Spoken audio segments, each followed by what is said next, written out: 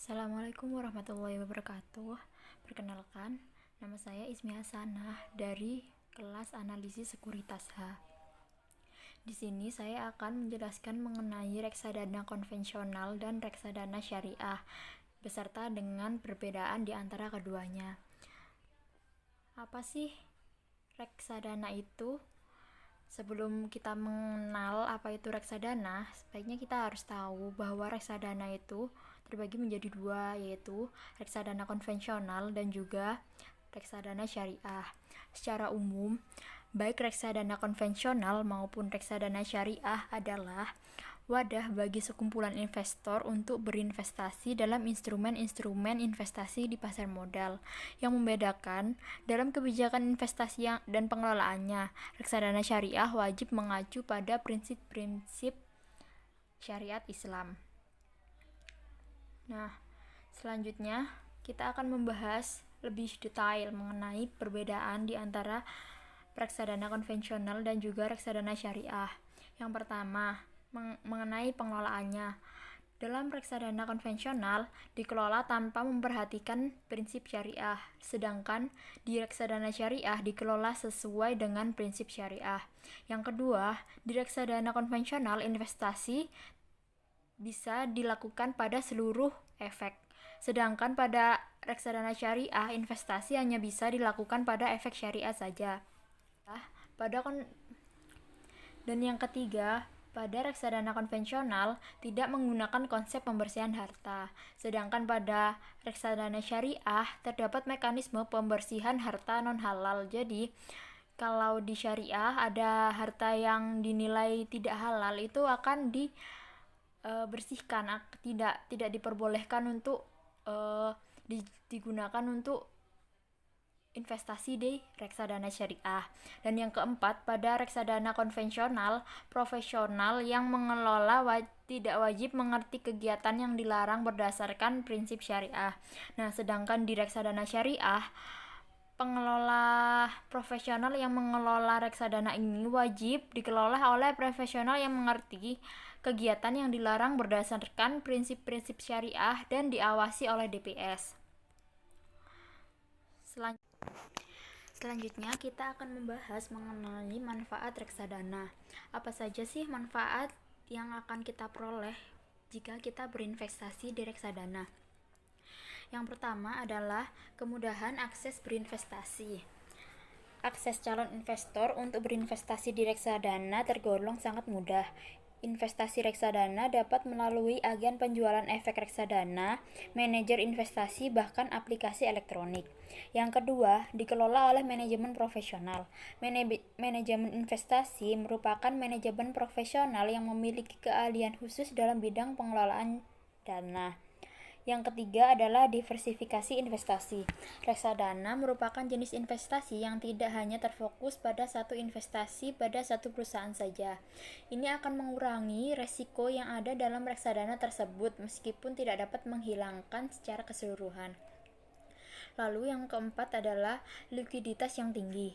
Likuiditas merupakan kemampuan perusahaan untuk membayar kewajiban jangka pendeknya. Dengan likuiditas yang tinggi, investor dapat mencairkan kembali unit penyertaannya setiap saat sesuai dengan ketetapan yang dibuat masing-masing reksadana.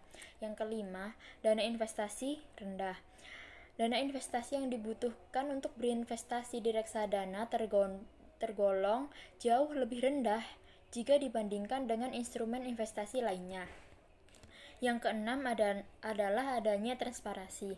Jenis investasi ini jelas memberikan informasi perkembangan portofolio serta biaya secara berkelanjutan.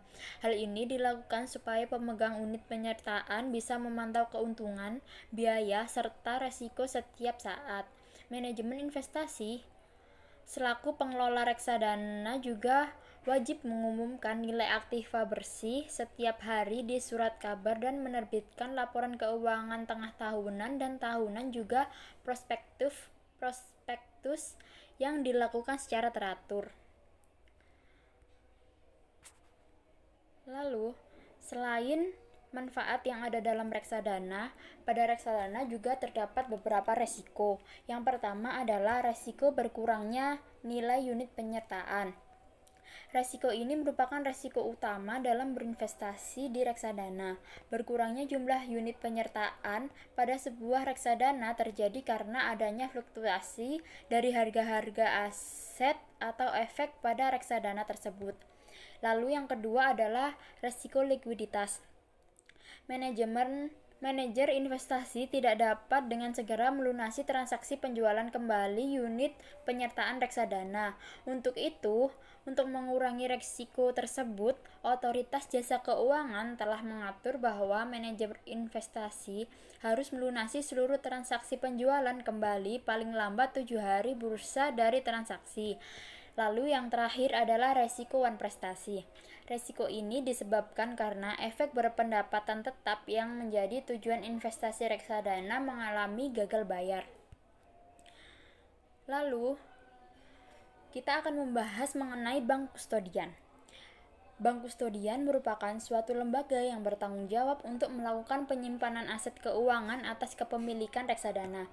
Dalam reksadana, selain juga bertugas sebagai penyimpanan aset keuangan, bank kustodian juga melaksanakan tugas administrasi, seperti menagih hasil penjualan, menerima dividen, menyelesaikan transaksi penjualan dan pembelian, serta menyajikan laporan atas seluruh aktivitasnya sebagai kustodian kepada pemilik kliennya.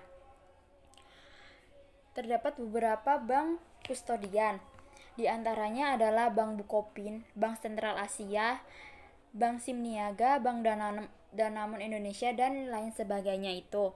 Lalu yang tadi menyebutkan seluruh bank kustodian baik itu konvensional maupun syariah. Di sini disebutkan lagi mengenai bank kustodian yang memberikan layanan bagi reksadana syariah.